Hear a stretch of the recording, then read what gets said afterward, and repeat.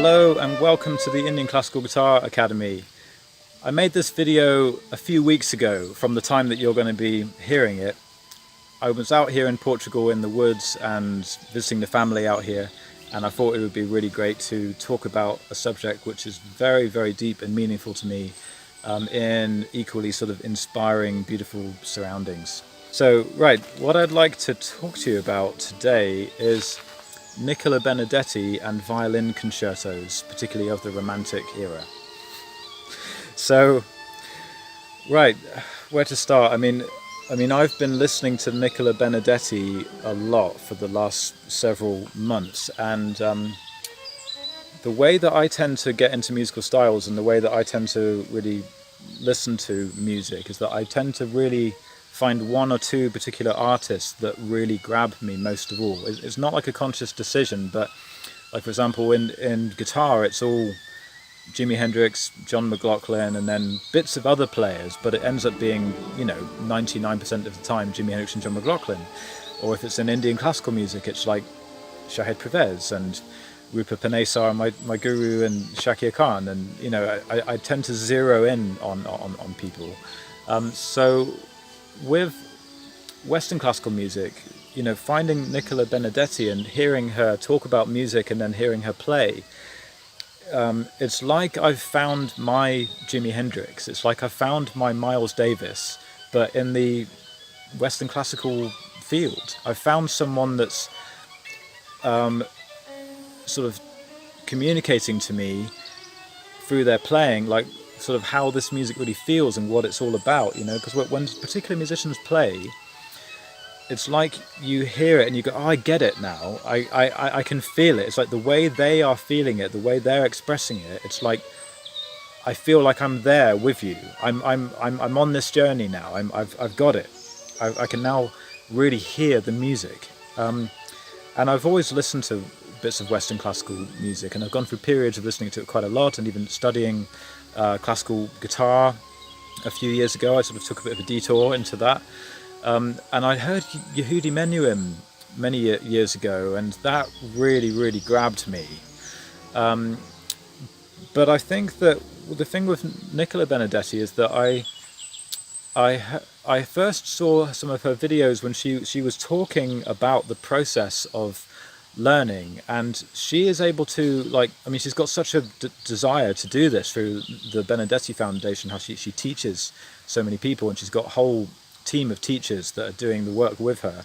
But she's made these incredible videos about the really deep process of what it's like being a virtuoso violinist and learning all of these concertos, learning all these big pieces. So when you watch those videos and you think, wow, like all of this information is just being given out to us. Like anyone can just come and just be getting this incredible insight into, tackling these just unbelievable pieces of music. And she is so thoughtful and insightful.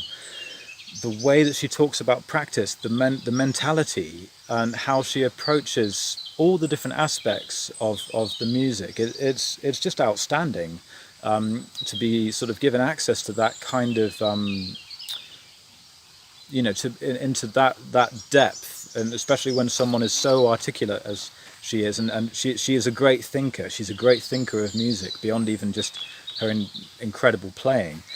So after watching all of these videos of her talking about her craft, and then watching the live, footage from her playing at the BBC Proms and playing these concertos, it's like you've been primed for it. Like you've been given a lot of guidance of like how you're receiving and listening to the music.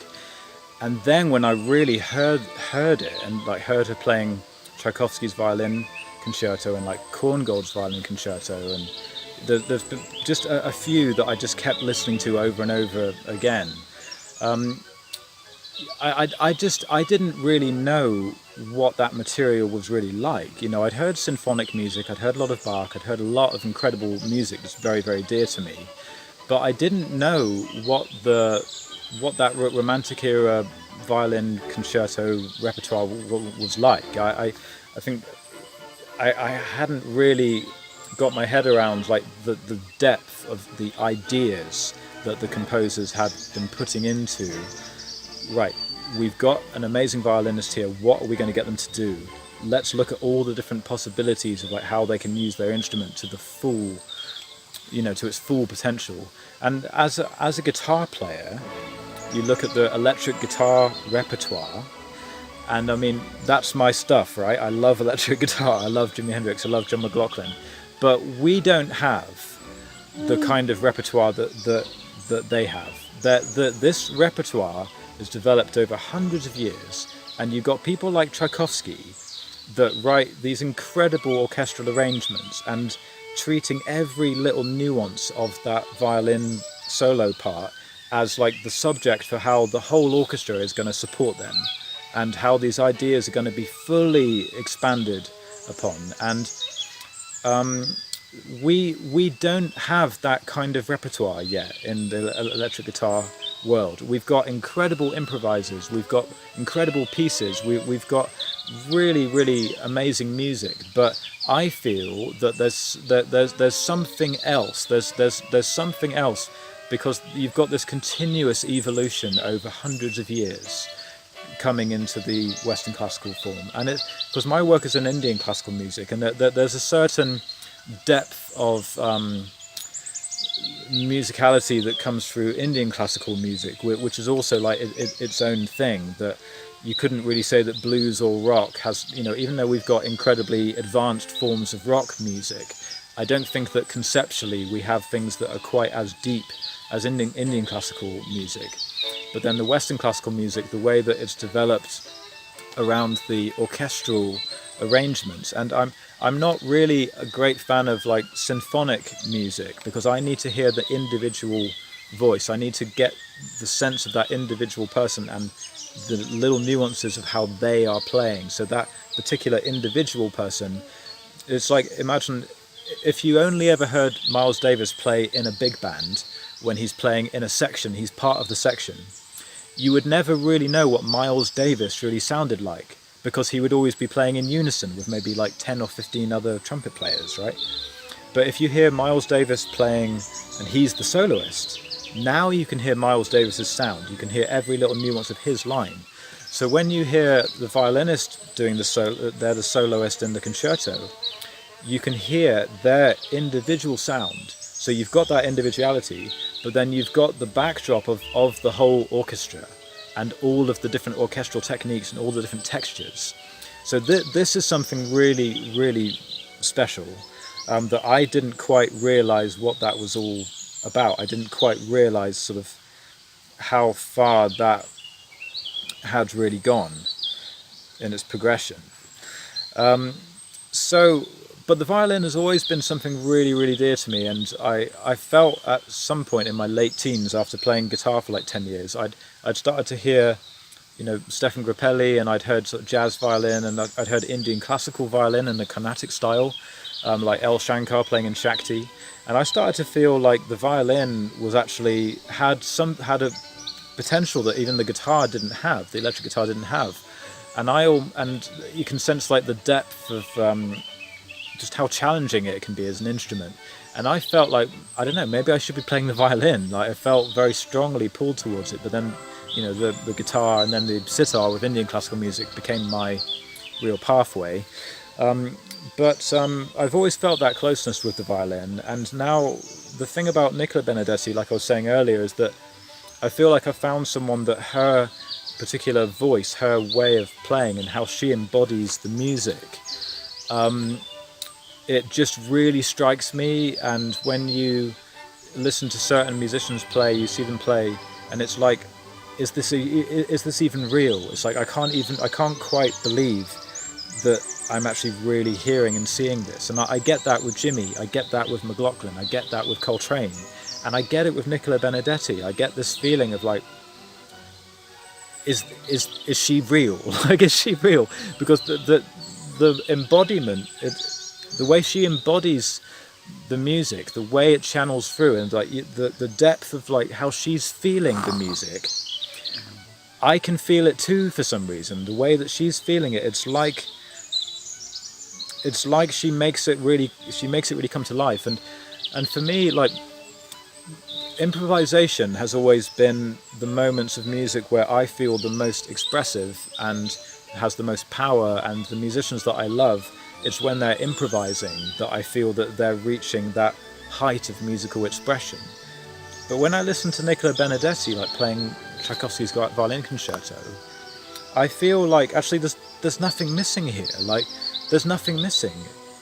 She doesn't actually need to be improvising, because the lines that she's playing, the way that Tchaikovsky's written them, and the way that she is articulating them, and like the freshness and the passion that's in there, it's right up there. It's right up there. It's really it's taking me to that height of music. So again, it's the embodiment, the emotional investment, the freshness, and how she's tackling the music takes it to the same level that I feel that very deep, spontaneous, like passionate improvisation usually only goes. But I feel like she's fully going there. Like the amount of like spirituality and the passion and the emotion that comes through, I feel like she could be improvising, but she's not. Of course, it's all practiced. It's like she's been playing these concertos for years and years, but it feels like it's got that freshness, got that vitality.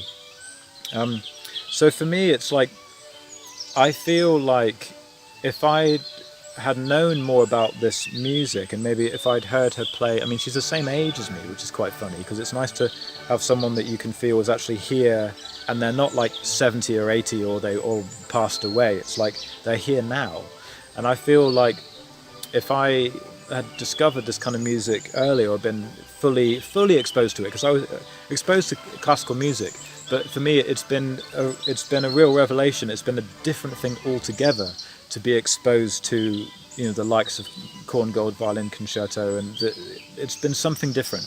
I don't know what would have happened if I would have really fully met the full force of this music at a younger age. I feel like I could have gone on a totally different path. I feel like I could have actually ended up playing violin, but I'm very happy with what I'm doing. But I almost feel like something's been just hidden in plain sight, that I haven't really come across it. But I feel that it literally could have changed the course of my life if I'd have known about this music in the same way right when I was beginning. So who knows? But it's really led me to, I mean, I've never really talked about this before, but it's made me think, well, I definitely want to create guitar concertos. I want to create guitar concertos inspired by Indian classical music and weaving that form into it. Also going more back to fusion work. I used to play much more kind of jazz fusion, and I'd like to find a way to like create concertos, with that kind of material. These are like long-term goals, things that maybe I can build up to gradually over time. But it's also led me to think one day it would be amazing to even try to adapt the, Tchaikovsky Violin Concerto and different things like that, to try to adapt that to the guitar, which I'm sure would be a bit controversial, and whether I would be able to really do that and do it well, I'm sure I'd have to work on that for many, many, many years. But you never know. Maybe in 5 years' time I'll give it a go. So that's just something that has been really inspiring me and making me think about my future and different long-term goals that I'd maybe like to sort of work towards, looking at, just what can be achieved and how far this music can really take us.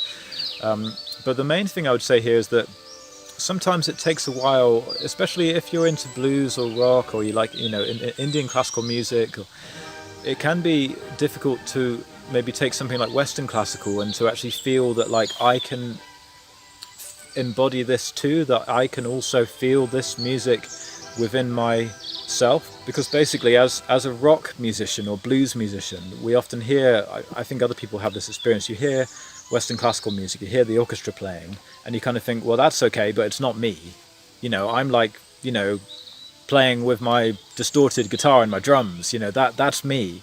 So sometimes just to kind of allow yourself to like identify with that orchestral sound and to enable, let that fully in, let it really into your heart, then you start to hear it in a different way, and it might change your life. It might change your musical life. So yeah, but I still love all the other music just as much, if not even more. So the more you discover about music, I think the more you love everything. So yeah, thank you, Nicola Benedetti. It's been amazing, and I'm really looking forward to listening more and more and more. And yeah, you never know. Maybe one day I will try my hand at some of the ridiculously difficult stuff that you are playing, and I'll see what I can do on the guitar. So thanks very much for watching, and see you on another video soon.